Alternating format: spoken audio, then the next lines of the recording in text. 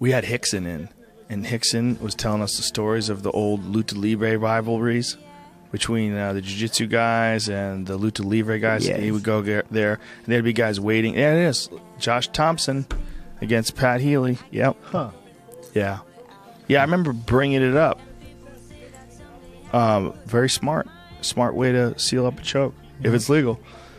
But Rickson was talking about these crazy dojo wars. If you ever listen to that podcast, it's a fucking. If somebody wants to hear a good jiu-jitsu podcast from a master, just having a conversation with the master, like Rickson, he's not just the master, but a real pioneer. You know? Yeah. A real pioneer of jiu-jitsu. His dojo storm stories are fucking crazy. Yeah, wasn't Kron telling you he has a video of one at his house? Yeah. He's got the Yoji Anjo video.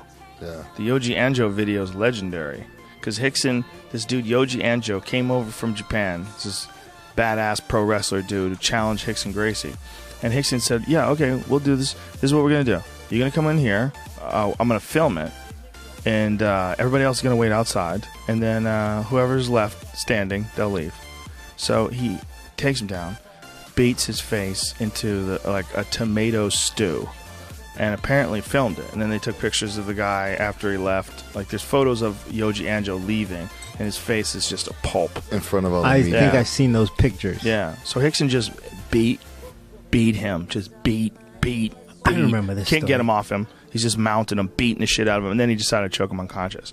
But he taped his fists up with duct tape. Like Rickson on the way over there, he rode his bike from his house. And he rode a 10-speed there. And on the way, he's like fucking taping his hands up with duct tape. And he gets out and just took him down. He was not just the best, right? In that time, it was like completely undisputed. Like, nobody said, well, then there's Rickson, and well, the other argument is that this guy's the best, or maybe this guy's close. Yeah. There was no argument. There's Rickson, and then there was everybody else. So this poor fool came over from Japan and just completely fucked up. And Rickson just beat his brains in. And strangled him. And then, this is what a G Rickson is.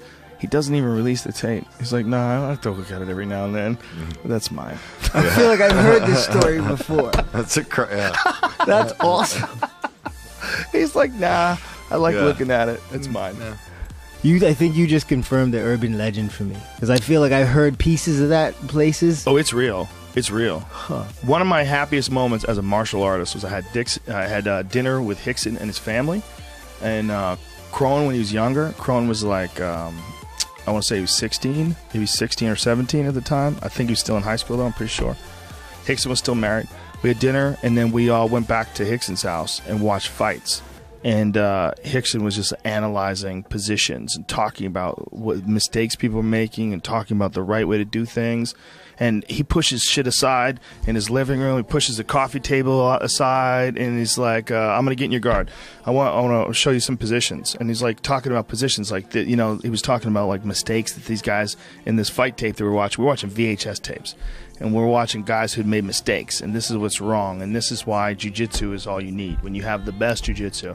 Like he had this crazy way of analyzing like positions. You know, it's really interesting to talk to him about, like, everything starts neutral. It's like, we started neutral position. He goes, but once I get to 1, he goes, there's no going back to 0. He goes, I go from 1, and then I go to 2, and then to 3, and then checkmate. But as the way he said it was like, oh, shit. But it was the way he said, and once I go to 1, we're not going back to 0. It was just, this is the words of a man who strangled many a motherfucker. Yeah. Once I start setting you up, you're done. Yeah. I mean, he just was so just eternally confident. And this is when he was still thinking about fighting Fedor. He hadn't fought since 2000. He fought in 2000. He fought Funaki, who was probably one of his toughest tests. Yep. Funaki fractured his orbital. Remember that? He fractured Rickson's orbital? Fractured Rickson's orbital with a punch. And then it wound up being Funaki on top, kicking Rickson's legs on the bottom.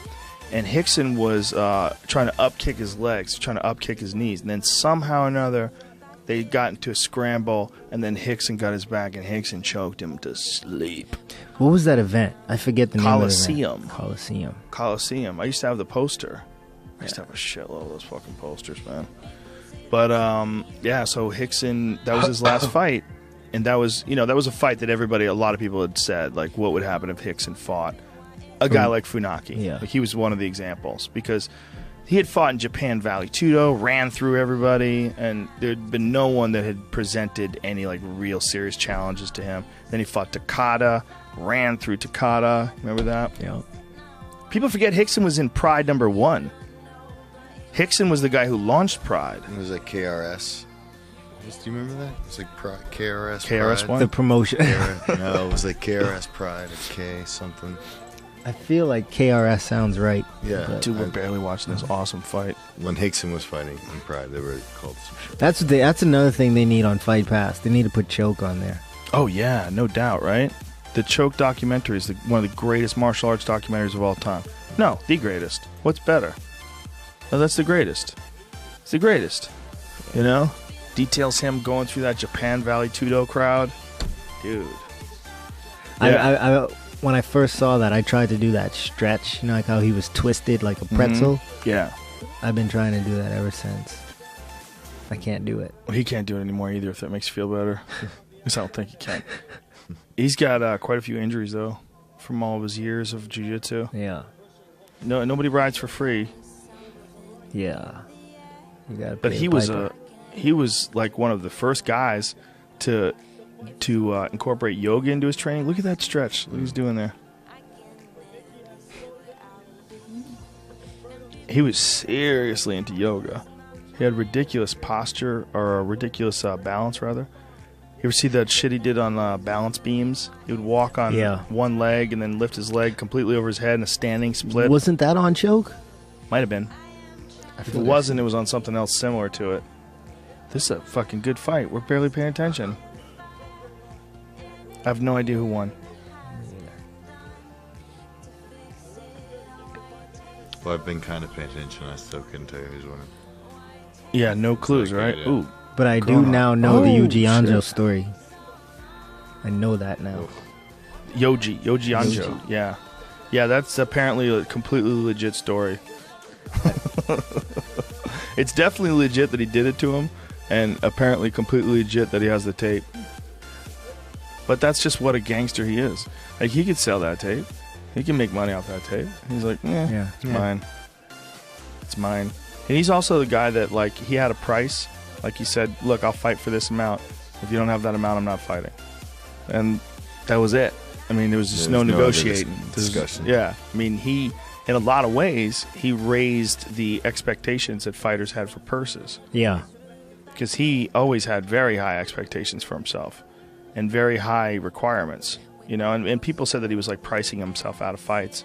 But he had just decided, I think, like, this is what I'm worth. Right. And this is either I get this, or they don't want to pay me what I'm worth, so I don't fight for what I'm not worth. Yeah. Or for less than what I'm worth. Is this the main event? It was. We'll be doing a 20-hour podcast here. What the fuck? This thing started at 6:30. Well, that was the undercard, remember? I know. We didn't know, though. I thought we were here for the fights. Grunhart. Yeah, Grunhart. Groenhart. Do you think he won? I think Nicky won. He looked a little sharper, but I wasn't paying that close attention. It's a real problem, isn't it? Yeah. Bunch of fucking blabbermouths. I think he was in a fight, though. I think we talked about some important shit, though. I like stories. Yeah. I like stories. That's what I sounded like. I do too, man. But I do too. love stories. Yeah, like a Rickson Yoji Anjo story. And those are like legendary stories. Like, if you went back and you read about the tales of Miyamoto Musashi and all of his sword fights, you'd want to hear about those from someone who actually knew about them and they could tell you about them. Like, we're so lucky because, like, obviously it's not the same as sword fights, but these crazy legendary martial arts stories, they happen in our lifetime. Mm-hmm. So it's not like we're hearing about something from the 1400s. We're hearing about some shit that happened in the year 95. Yeah, it's kind of cool. No, that's really cool. I'm going to tell you something I would recommend, or you might like this. I don't know. My son, he just turned 13 this summer, but about 2 or 3 years ago, he was like 10 or 11. We were in Austin. I was like, you know what, Yvonne, we're going to do a podcast together. So we sat down and we talked for an hour, and it's just for me, and I'm going to leave it for him, you know? But we talked about a bunch of stuff, and it was one of the coolest conversations I've ever had. You should probably do that with your girls, because when they're older, and if you're gone when they're older, or when they're your age now, right? They'll have that to go back and listen to if they want to. Yeah, that's a good idea. Yeah, have a little Just conversation with them on a recording. Yeah, that's a really good idea, man. I'm gonna do that with my daughter. I'm gonna do it with my mom. That's a really good idea. Like, my dad died when I was 12. If I had a tape of us talking, I would. You know what I mean? Yeah. Just imagine having that. Mm-hmm. Yeah. I would recommend everybody do that. Just grab, if you have an iPhone or whatever, just talk to your kid for a bit. And we talked about so many things. We were talking about, I was like, if you could go back in time, if you had a time machine, what would you do? Where would you go? He was like, I don't know, to the 1900s. And I'm like, I grew up in the 1900s. What are you talking about, right? And then, and probably, that's hilarious. Kids look at the 1900s like, oh man, back in the fucking old days. So like things like that. Then we got to talking about my dad and about me being a kid around my dad, and he was like, if I had a time machine, I would go back. I would go back and meet your dad. You know what I mean? Right. Like, and that's what made me think, no, this is something we should do, because then if he decides he wants kids, or if he has kids or whatever, if they don't meet me, they'd have that. Yeah. If you wanted to share it. No, that's important. That's a good point. Oh, shit. I didn't see that. He spun him down and hit him with a knee on the way down.